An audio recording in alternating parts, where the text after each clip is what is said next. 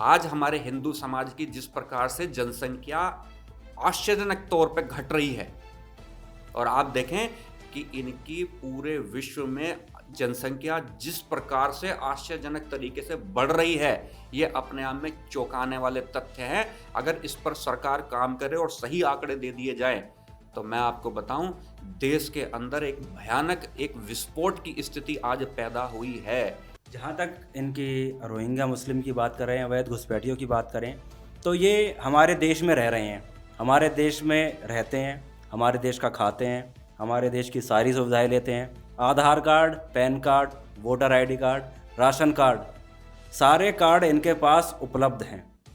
तो सवाल मेरा ये है कि सारी सुविधाएं इनके पास जो हिंदुस्तान के नागरिक के पास होनी चाहिए, वही सारी सुविधाएं इनके पास मौजूद हैं, लेकिन हमें इनका समाधान ढूंढना है। तो इनका आखिर समाधान क्या होना चाहिए? ये आपका जो प्रश्न है ये बहुत अच्छा है प्रश्न है।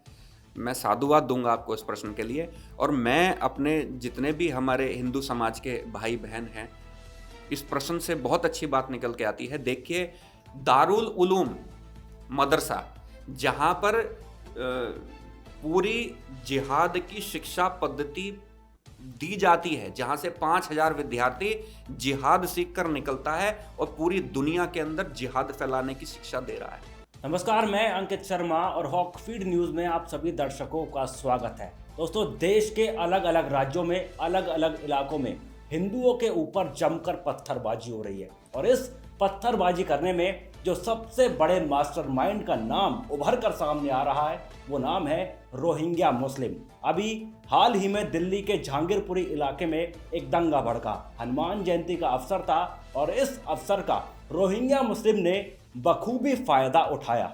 लेकिन इसका समाधान क्या होगा, कि कैसे इन रोहिंग्या मुसलमानों का परमानेंट समाधान किया जाए, इसके लिए विशेष तौर पर चर्चा करने के लिए हमारे साथ आचार्य अमित जी मौजूद हैं, जो इस बारे में आपको विस्तार से बताएंगे कि कैसे इनका सॉल्यूशन किया जाए, क्या रणनीति हो सकती है। तो इसके लिए सर आपका बहुत बहुत स्वागत है। मैं आपसे, मेरा सीधा सवाल पहला आपसे यही है कि जहांगीरपुरी इलाका है और देश के कई ऐसे राज्य हैं जहां पर आपने देखा होगा कि हिंदुओं के ऊपर जमकर पथराव हुआ, जमकर हिंसा भड़की, लेकिन उसमें जो नाम उभर के सामने आया रोहिंग्या मुस्लिम का, और आप भी रोहिंग्या मुसलमानों का जिस तरीके से इनकी तादाद लगातार देश में बढ़ती जा रही है, उस पर आप काफ़ी ज़्यादा काम कर रहे हैं। तो मेरा सवाल आपसे यही है कि इस पर आपकी क्या प्रतिक्रिया है कि कैसे ये दंगा इतना ज़्यादा भड़का रहे हैं? सबसे पहले तो मैं हॉकफीड को धन्यवाद देना चाहूँगा कि आप इस गंभीर विषय को बार बार आप अपने चैनल पर चला रहे हैं। देखिए, ये पूरे देश के अंदर, पूरे खाली दिल्ली की बात नहीं है, पूरे देश के अंदर एक बहुत बड़ी तैयारी है। पीएफआई, जितने भी जिहादी संगठन हैं, बांग्लादेशी मुसलमानों और रोहिंग्या मुसलमानों के माध्यम से पूरे देश के अंदर ये दंगा फैलाने की साजिश की जा रही है। ये अब से तैयारी नहीं चल रही, पिछले 20 वर्षों से लगातार भारत के अंदर बांग्लादेशी मुसलमान घुसपैठ कर रहे हैं, यहाँ पर रह रहे हैं। दुर्भाग्य की बात यह है कि हमारा समाज, यहाँ की सेक्युलर पार्टियाँ, राजनीतिक पार्टियाँ इनको शरण दे रही हैं, इनको पाल रही हैं, इनको पोस रही हैं। और आज वर्तमान में भारत में ये स्थिति है कि जिस प्रकार से किसी पेड़ में, किसी दरवाजे में जिस प्रकार से दीमक लग जाती है, आज ये दीमक की भांति आज पूरे देश के अंदर ये आ चुके हैं और ये देश को अंदर दीमक की तरह खा रहे हैं।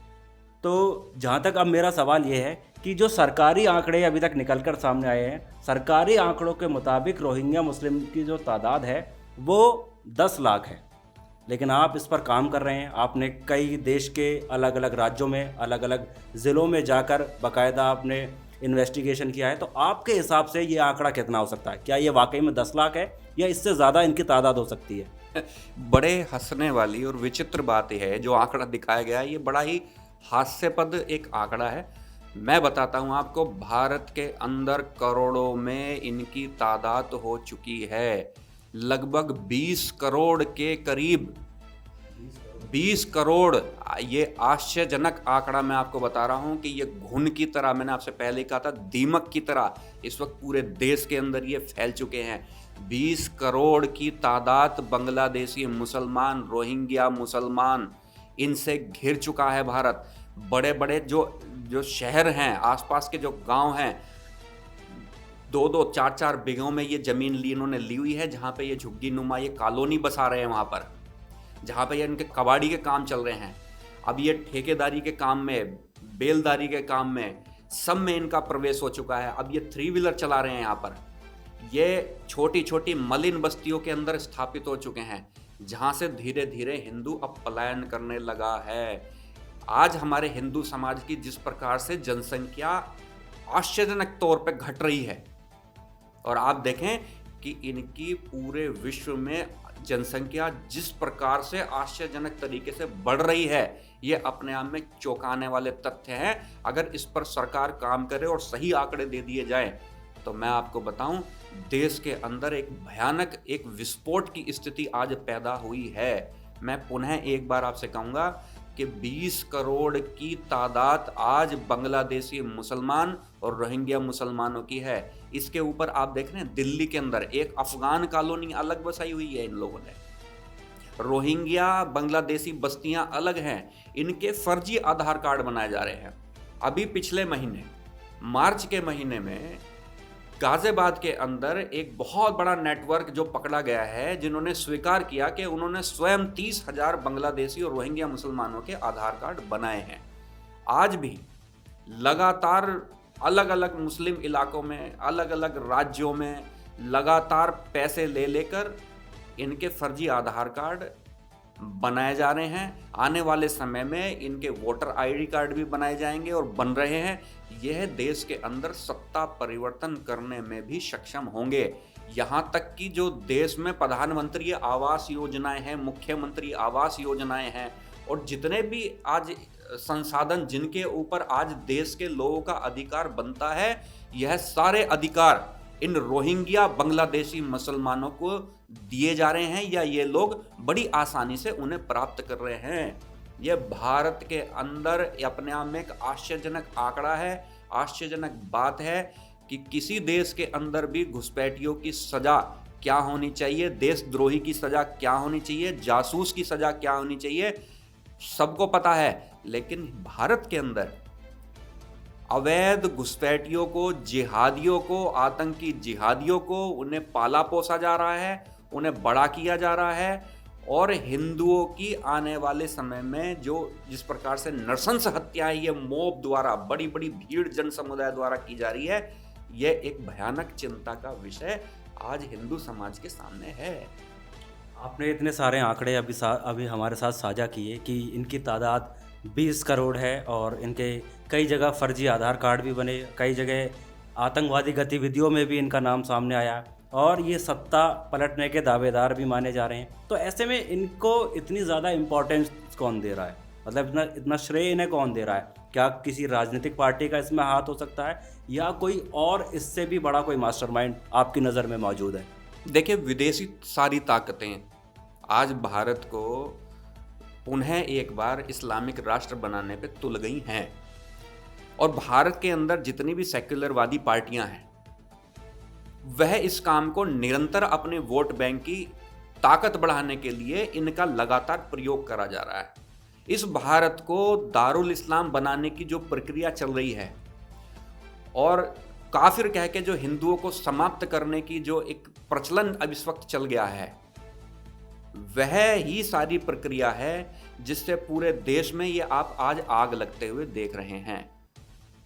जी, और जहाँ तक बात करें रोहिंग्या मुस्लिम की, और अभी हाल ही में मोदी सरकार एक कानून लाने वाली थी जिसका नाम था NPR, जिसके मुताबिक ये था कि जितने भी हमारे देश के नागरिक हैं वो सब अपने कागज़ जो हैं वो दोबारा दिखाएंगे। लेकिन कुछ लोगों ने, कुछ समुदाय के लोगों ने इस पर सवाल उठा दिया कि हम कागज़ नहीं दिखाएंगे। तो कागज़ नहीं दिखाने का कारण क्या यही था कि भेद खुल जाएगा? हमारे देश में जितने भी रोहिंग्या मुस्लिम हैं, क्या उनका भी भेद खुल जाएगा? कागज़ नहीं दिखाने का कारण क्या यही था? निश्चित तौर पर भारत के अंदर ये लोग कागज़ नहीं दिखाएंगे। अगर आप इनसे ज़बरदस्ती कागज़ दिखाने के लिए कहेंगे, तो भारत के अंदर जो सेक्युलरवाद है जो वो कूद पड़ेगा इसके बीच में। मानवाधिकार की बहुत सारी बातें सामने निकल के आ जाएंगी कि मुस्लिमों को प्रताड़ित करा जा रहा है, मुस्लिमों को दुखी करा जा रहा है, ये सारी बातें सामने निकल के आ जाएंगी। मैं ये कहता हूं कि भारत के अंदर अब सरकार को सख्त होना पड़ेगा। जो देशद्रोही की सजा होनी चाहिए, भारत के अंदर जो एक देशद्रोह की सजा होनी चाहिए, उसके तहत इनका आकलन करना चाहिए, वही सजा इनको मिलनी चाहिए। जहाँ तक इनकी रोहिंग्या मुस्लिम की बात करें, अवैध घुसपैठियों की बात करें, तो ये हमारे देश में रह रहे हैं, हमारे देश में रहते हैं, हमारे देश का खाते हैं, हमारे देश की सारी सुविधाएं लेते हैं। Aadhaar card, PAN card, voter ID card, ration card, सारे कार्ड इनके पास उपलब्ध हैं। तो सवाल मेरा ये है कि सारी सुविधाएं इनके पास जो हिंदुस्तान के नागरिक के पास होनी चाहिए, वही सारी सुविधाएं इनके पास मौजूद हैं, लेकिन हमें इनका समाधान ढूंढना है। तो इनका आखिर समाधान क्या होना चाहिए? ये आपका जो प्रश्न है ये बहुत अच्छा है, प्रश्न है। मैं साधुवाद दूंगा आपको इस प्रश्न के लिए। और मैं अपने जितने भी हमारे हिंदू समाज के भाई बहन हैं, इस प्रश्न से बहुत अच्छी बात निकल के आती है। देखिए, हमें खुद स्वयं जागरूक होना पड़ेगा, खुद हमें समझना पड़ेगा कि मेरे आसपास कौन घूम रहा है। आज वर्तमान में ये स्थिति है कि आज ये सब्जी मंडी में आपके बाहर सड़क पे कूड़ा कबाड़ा उठाते हुए मिल जाएंगे। जब आप शहर से थोड़ा बाहर चलेंगे तो आपको झुग्गी नुमा कॉलोनी, एक बहुत बड़ी झुग्गा नुमा कॉलोनी बनी दिखाई देगी, जिसमें कबाड़ी का काम करते हुए दिख जाएंगे। इनकी शक्ल, इनकी वेशभूषा, इनकी भाषा सभी अलग है। यह जब तक हमारा समाज जागेगा नहीं, जब तक वो इनकी पहचान करने में सक्षम नहीं होगा, जब तक वो सरकार को जगाने में और इनका विरोध करने में आगे नहीं आएगा, तब तक ये दीमक की तरह, घुन की तरह ये जो भारत के अंदर लग चुके हैं। और आज वर्तमान की स्थिति यह है कि आज कोई भी इनको यहां से भगाने का नाम लेने के लिए हिचक क्यों रहा है। मेरा आश्चर्य की बात है कि इन्हें इतना हिचक क्यों रहा है, जबकि इनको यहां से निकाल के किस प्रकार से इनका हर्ष होना चाहिए। मैं पुनः एक बार कहूंगा, क्या देशद्रोही और देश के खिलाफ काम करने वालों की सजा क्या होनी चाहिए? क्या यह मुझे बताने की आवश्यकता है कि देशद्रोही की सजा क्या होनी चाहिए? इनके खिलाफ वही कार्रवाई करनी चाहिए जो एक देशद्रोही के खिलाफ कार्रवाई होती है, जो एक आतंकवादी, जिहादी आतंकवादी के खिलाफ होती है। तो जहाँ तक ये कार्रवाई की बात है और जहाँ तक मैंने समाधान की बात आपसे पूछी, तो इस समाधान की प्रक्रिया को शुरू करने के लिए क्या कानूनी प्रक्रिया का साथ लेना पड़ेगा या सरकार को भी इसमें अपना इनिशिएटिव लेना पड़ेगा? देखिए, सरकार ही एक ऐसा माध्यम है कि जो इस इतनी बड़ी परेशानी से आज देश को बचा सकती है। ये सरकार की विल पावर के ऊपर निर्भर करता है कि वो इस समस्या से किस प्रकार से निपटेगी। लेकिन मैंने आपसे कहा, केवल सरकार के ही ऊपर हर चीज़ छोड़ना ये मूर्खतापूर्ण कार्य है।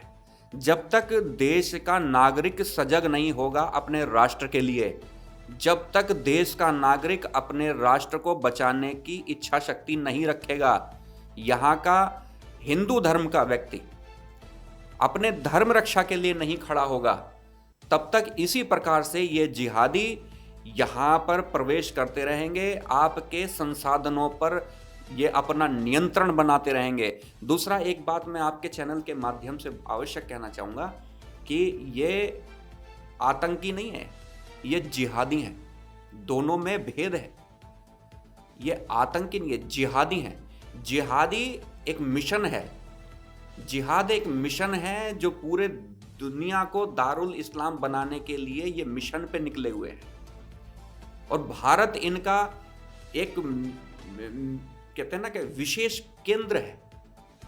भारत को ये दारुल इस्लाम बनाने की जो प्रक्रिया में लगे हुए हैं, ये इनका मुख्य केंद्र है, जो आज भारत से अलग जितने भी आज 200 संगठन, जिहादी संगठन काम कर रहे हैं भारत के अंदर, इंक्लूडिंग देखिए पीएफआई को भारत के अंदर पाला जा रहा है। दारुल उलूम मदरसा, जहां पर पूरी जिहाद की शिक्षा पद्धति दी जाती है, जहां से 5000 विद्यार्थी जिहाद सीखकर निकलता है और पूरी दुनिया के अंदर जिहाद फैलाने की शिक्षा दे रहा है। जहां पर स्पष्ट है, वहां की मक्तबा थानवी जैसी पुस्तकें जिसमें लिखा है कि काफिर को कत्ल कर दो अगर वो इस्लाम स्वीकार नहीं करता है तो। क्यों ऐसी पुस्तकें और ऐसी जिहादी पुस्तकों को बैन नहीं करा जाता? क्यों दारुल उलूम जैसी जो ये मदरसे हैं, जो जिहाद फैलाने में जो सक्रिय तौर से काम कर रहे हैं, जहां पर इंडियन मुजाहिदीन जैसे आतंकी जिहादी आतंकी संगठन के जहां से प्रमाण आपको मिले हैं, ऐसे धार्मिक कट्टरपंथी संगठनों को क्यों बंद नहीं करा जा रहा है? इनके ऊपर लगाम लगानी अति आवश्यक है, जहां से इन जिहादियों को, जिहादी आतंकियों को पाला पोसा जा रहा है। जहाँ तक पालने पोसने की बात आपने कही, वहीं रोहिंग्या मुस्लिम की अगर बात करें तो पालने पोसने का काम जो है वो पश्चिम बंगाल में सबसे पहले शुरू हुआ, जो कि सबसे बड़ा गढ़ माना जाता है। ममता बनर्जी वहाँ की मुख्यमंत्री हैं, तो क्या ऐसा माना जाए कि ममता बनर्जी इन्हें शरण देने के लिए सबसे बड़ी शरणार्थी हैं? देखिए, ममता बनर्जी जो है वो सप्लायर हैं इनकी पूरे देश के अंदर। ममता बनर्जी जो, आप देखा होगा कि अभी भी पीछे पूरे देश का वो भ्रमण कर रही थी। जब यूपी में चुनाव हुए, वो महाराष्ट्र में भी जा रही हैं, वो सब जगह जा रही हैं। वो मैसेज दे रही हैं कि देखो चिंता मत करो, मैं इतना बांग्लादेश से मुसलमान यहाँ भेजूंगी, उन्हें आप यहाँ पे शरण दो, उनके वोटर आईडी कार्ड बनाओ, उनके आधार कार्ड बनाओ, ये आने वाले समय में आप निश्चिंत हो जाओ, ये आपकी सरकार बना के देंगे। तो ममता बनर्जी जो आज काम कर रही है वो सप्लाई का काम कर रही है। बांग्लादेश से, म्यांमार से जितने भी मुसलमान हैं वो यहाँ से कट्टरपंथी जिहादी सोच के वो सारे यहाँ पे सप्लाई कर रही है, और देश के विभिन्न राज्यों में वो फैलाए जा रहे हैं। उनके रहने खाने पीने की व्यवस्थाएं, उनके पहचान पत्र, सारी आदि व्यवस्थाएं ममता बनर्जी के माध्यम से बड़े सुचारू रूप से चल रही हैं। ये देश को समझना होगा, और देश के विशेषकर हिंदुओं को ये अवश्य समझना होगा। जी, बहुत बहुत धन्यवाद आपका। आपने विशेष तौर पर ये जो हमारा आज का टॉपिक था, रोहिंग्या मुस्लिम का किस तरीके से समाधान किया जाए, इसमें आपने गंभीर रूप से और कई तथ्यों के साथ आपने विस्तार से बताया। इसके लिए आपका बहुत बहुत धन्यवाद हमारे शो में आने के लिए। तो चलिए, इसी के साथ अब हम आपसे विदा लेते हैं। तब तक के लिए जय हिंद, जय भारत, नमस्कार।